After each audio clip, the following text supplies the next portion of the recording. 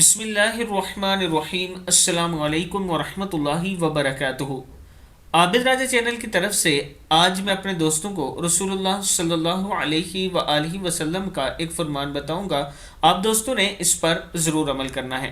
سیدنا ابو ہریرہ رضی اللہ تعالیٰ عنہ فرماتے ہیں کہ ایک صحابی نے عرض کی، یا رسول اللہ صلی اللہ علیہ وآلہ وسلم، میرے کچھ رشتہ دار ایسے ہیں کہ میں ان سے تعلق جوڑتا ہوں، وہ مجھ سے تعلق توڑتے ہیں، میں ان سے حسن سلوک سے پیش آتا ہوں، وہ میرے ساتھ بدسلوکی کرتے ہیں، میں ان سے تحمل اور بردباری سے پیش آتا ہوں، وہ میرے ساتھ جاہلوں والا معاملہ کرتے ہیں۔ آپ صلی اللہ علیہ وآلہ وسلم نے ارشاد فرمایا، اگر ایسا ہی ہے جیسا کہ تو نے کہا تو گویا تو ان کے منہ میں گرم راکھ ڈال رہا ہے، ان کے مقابلے میں تیرے ساتھ ہمیشہ اللہ کی طرف سے ایک مددگار رہے گا اگر تیرا سلوک ان کے ساتھ ایسا ہی رہے گا، یعنی جب تک تیرا رویہ ایسا رہے گا۔